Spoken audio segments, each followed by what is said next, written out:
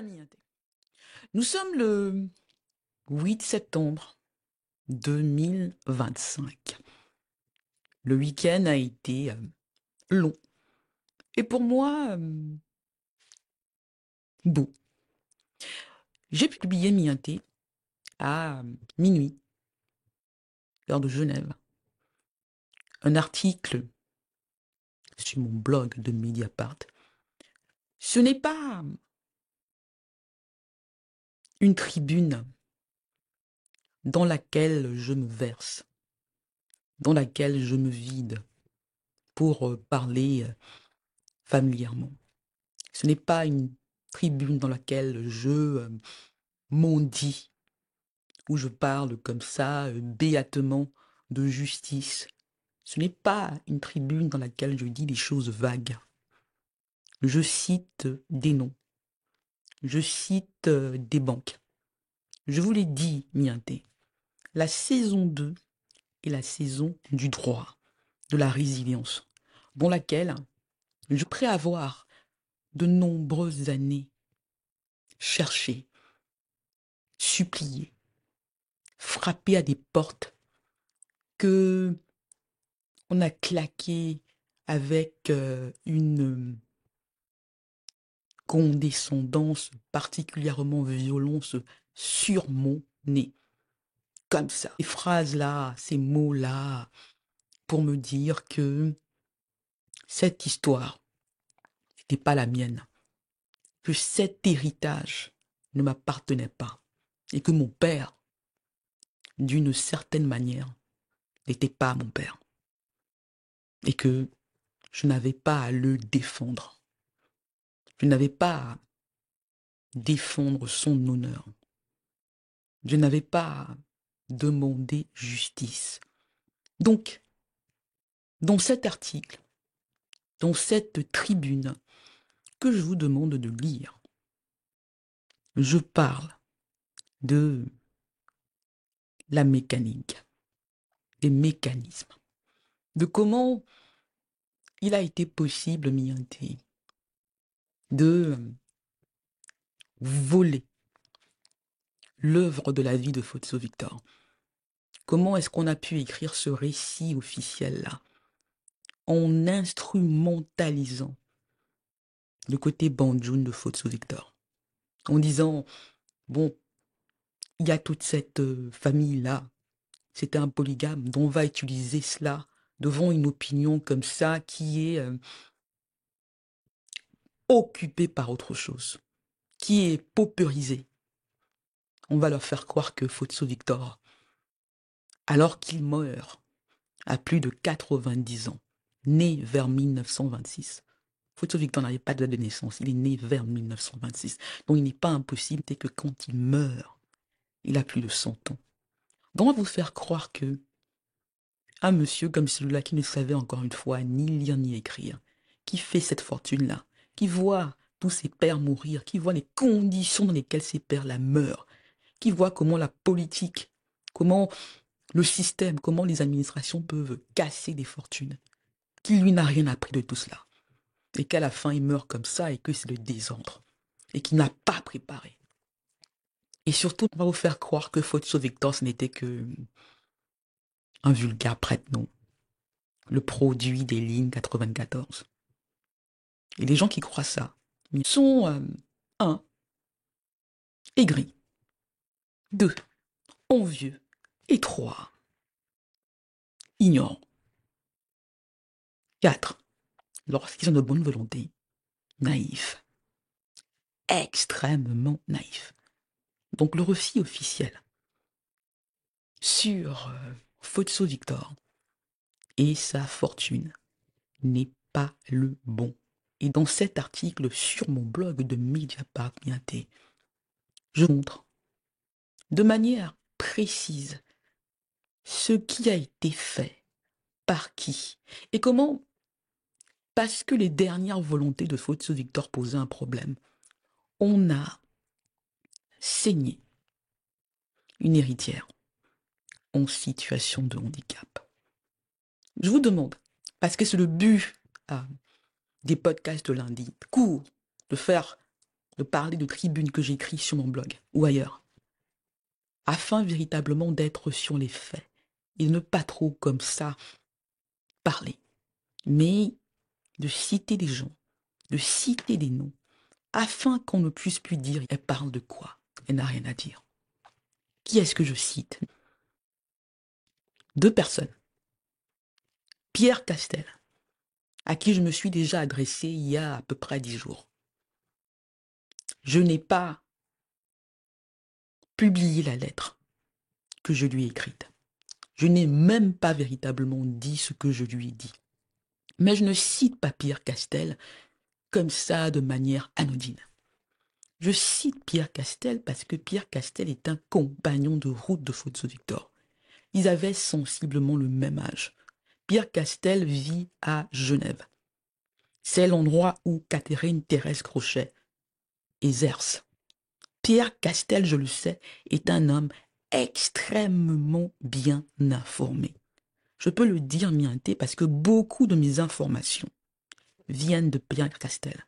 Ce n'est pas des informations qu'il m'a communiquées par un tiers. Ce sont des informations que lui-même m'a données. Je vais même aller plus loin.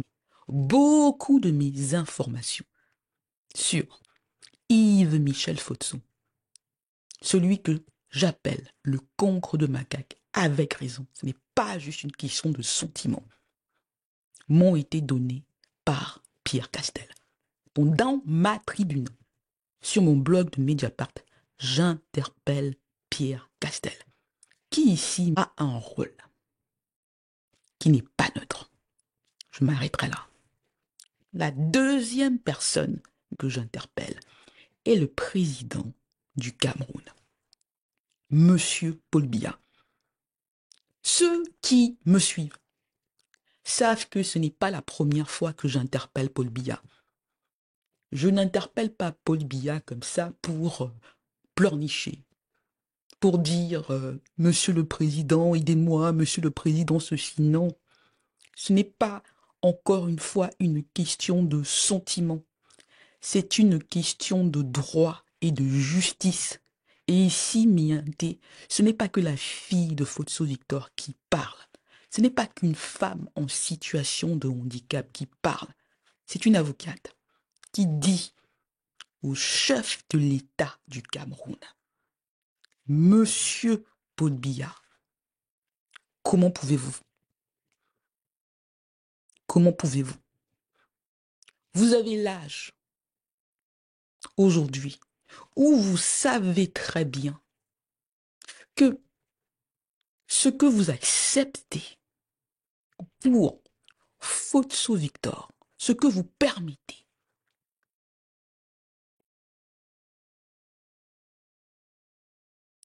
va probablement vous arriver. Et ce que vous ignorez, ce que vous faites semblant de ne pas voir, parce que il est question de Christelle Nadia Fotso, une femme en situation de handicap, en laissant dire, en laissant faire ce que beaucoup d'officiels camerounais font. Monsieur le Président, l'histoire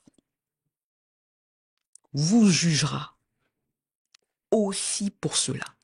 Parce que vous connaissez l'histoire.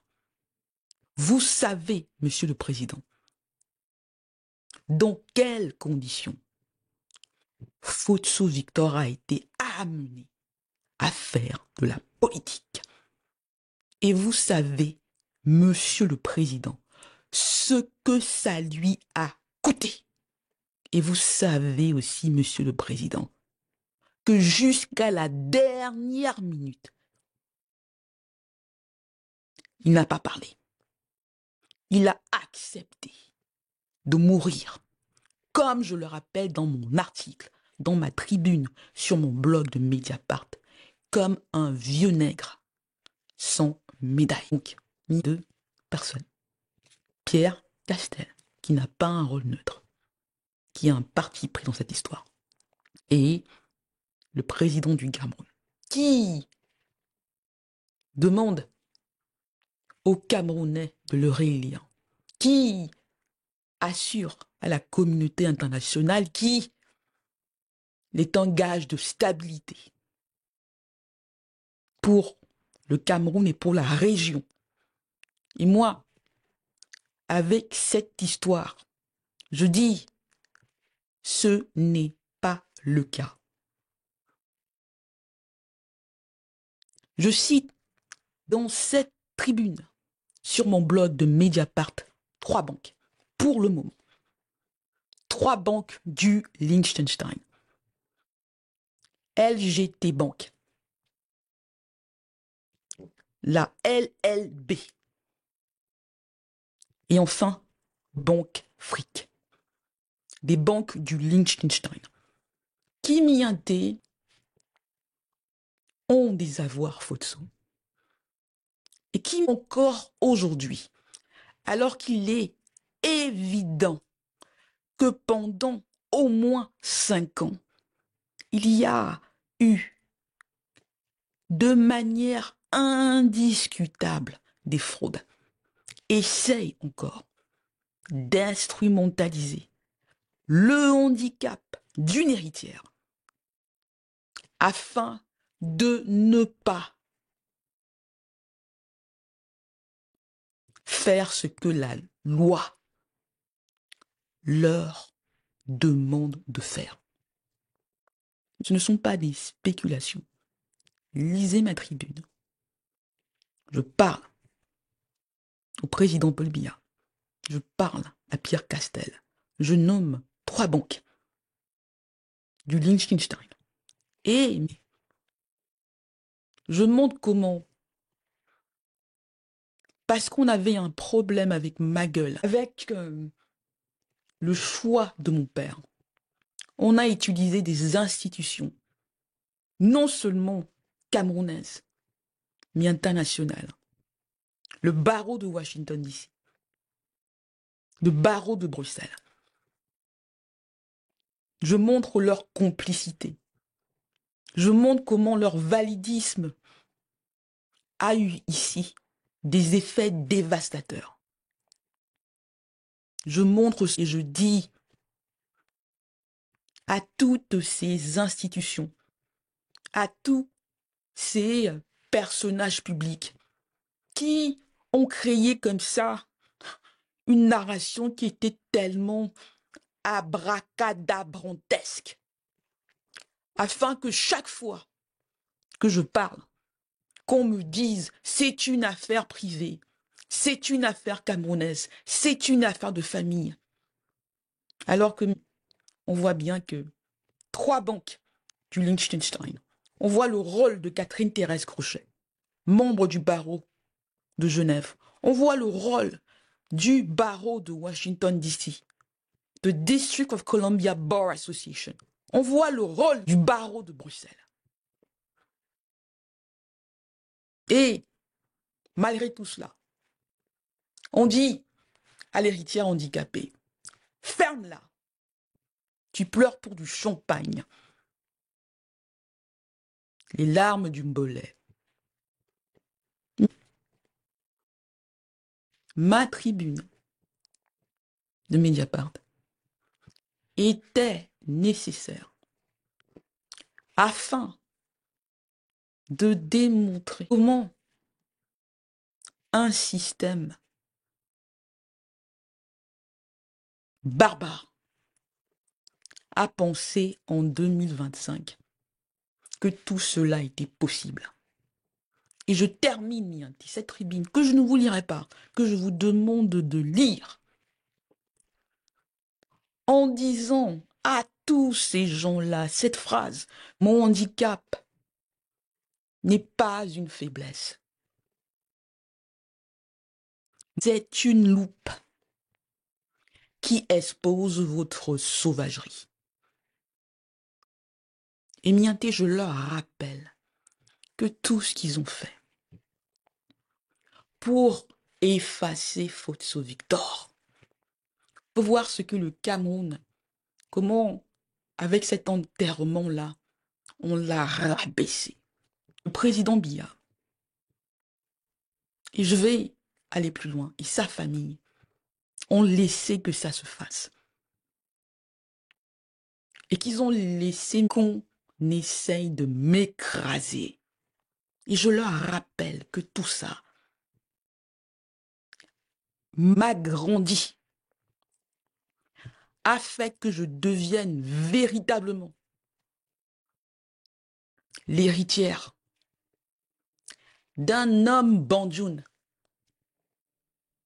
qui, en dépit du fait qu'il ne savait ni lire ni écrire, qui, malgré ou à cause de son enfance coloniale, est devenu un des premiers capitaines d'industrie du continent africain. Mienté, voilà ce que je dis dans cette tribune